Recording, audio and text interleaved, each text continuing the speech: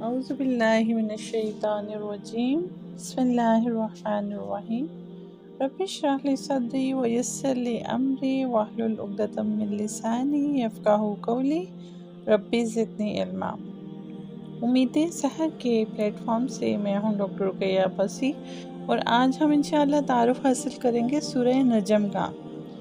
یہ سورت مکی زندگی کے ابتدائی دور میں نازل ہوئی،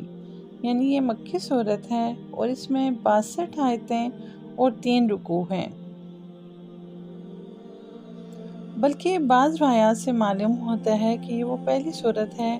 جو آپ نے علی الاعلان ایسے مجمع میں پڑھ کر سنائی جس میں مسلمانوں کے ساتھ مشرکین کی بھی بڑی تعداد موجود تھی۔ نیز یہ پہلی سورت ہے جس میں آیت سجدہ نازل ہوئی، اور جس وقت آپ نے سجدے کی آیت اس مجمع کے سامنے تلاوت فرمائی تو یہ حیرت انگیز واقعہ پیش آیا کہ آپ نے اور آپ کے ساتھ مسلمانوں نے تو سجدہ کیا ہی تھا، اس وقت جو مشرکین وہاں موجود تھے انہوں نے بھی سجدہ کیا۔ غالباً اس صورت کے پرشکوہ اور مؤثر مضامین نے انہیں بھی مسلمانوں کے ساتھ سجدہ کرنے پر مجبور کر دیا۔ سبحان اللہ۔ اس صورت کا اصل موضوع نبی اکرم صلی اللہ علیہ وآلہ وسلم کی رسالت کو ثابت کرنا ہے، اور یہ کہ جو وحی آپ پر نازل ہوتی ہے وہ کسی شک و شبہ کے بغیر اللہ تعالیٰ ہی کی طرف سے آتی ہے، اور حضرت جبرائیل علیہ السلام لے کر آتے ہیں۔ اس ضمن میں یہ حقیقت بھی بیان فرمائی گئی ہے کہ حضور صلی اللہ علیہ وآلہ وسلم نے انہیں 2 مرتبہ اپنی اصل صورت میں دیکھا ہے۔ ان میں سے ایک وقت اس وقت دیکھا جب آپ معراج پر تشریف لے گئے، اور حضور صلی اللہ علیہ وآلہ وسلم کی رسالت کے اثبات کے ساتھ اس میں مشرکین مکہ کے غلط عقائد اور ان کے بعض بیہودہ دعووں کی تردید بھی ہے، اور پچھلی امتوں پر نازل ہونے والے عذاب کے حوالے سے انہیں حق کو تسلیم کرنے کی مؤثر دعوت بھی دی گئی ہے۔ نجم عربی زبان میں ستارے کو کہتے ہیں،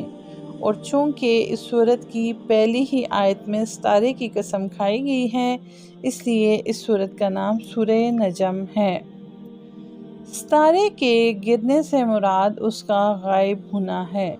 جیسا کہ سورت کے تعارف میں عرض کیا گیا۔ اس سورت کا اصل موضوع نبی اکرم صلی اللہ علیہ وآلہ وسلم کی رسالت کو ثابت کرنا ہے،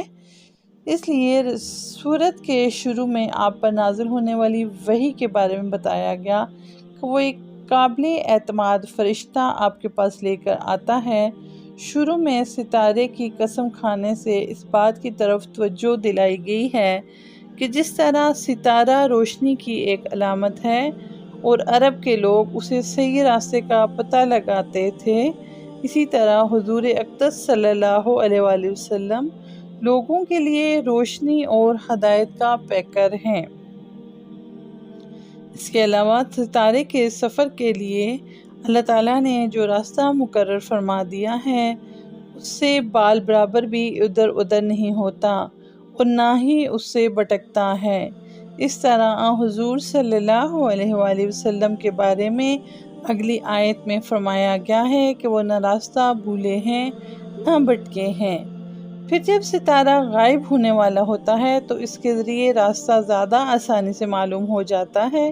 اس کے علاوہ مسافروں کو اس کا زبان حال سے یہ پیغام ہوتا ہے کہ میں رخصت ہونے والا ہوں، مجھ سے راستہ معلوم کرنے میں جلدی کرو۔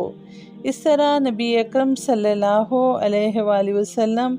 دنیا میں زیادہ عرصہ مقیم نہیں رہیں گے، اس لیے آپ سے ہدایت حاصل کرنے والوں کو جلدی کرنی چاہیے۔ تمہارے ساتھ رہنے والے صاحب سے مراد نبی اکرم صلی اللہ علیہ وآلہ وسلم ہیں، اور آپ کے لیے یہ اس لفظ استعمال کیے گئے ہیں کر کے اللہ تعالیٰ نے اس حقیقت کی طرف متوجہ فرمایا ہے کہ آپ نے کہیں باہر سے آ کے نبوت کا دعویٰ نہیں کر دیا، بلکہ وہ شروع ہی سے تمہارے ساتھ رہتے ہیں، اور ان کی پوری زندگی کھلی ہوئی کتاب کی طرح تمہارے سامنے ہے۔ انہوں نے زندگی بھر کبھی جھوٹ نہیں بولا، اور نہ کبھی کسی کو دھوکہ دیا ہے۔ اس کے برعکس آپ صادق اور امین کے لقب سے مشہور ہیں۔ اس لیے یہ کیسے ممکن ہے کہ وہ عام زندگی میں تو جھوٹ سے اتنا پرہیز کریں اور اللہ تعالیٰ پر اتنا بڑا بہتان لگا دیں؟ اللہ تعالیٰ سے دعا گو ہوں کہ اللہ تعالیٰ ان آیت کو ہمارے دلوں کی روشنی بنائے، اللہ تعالیٰ ہماری نسلوں کو قرآن کی ہدایت سے بہرور فرمائے،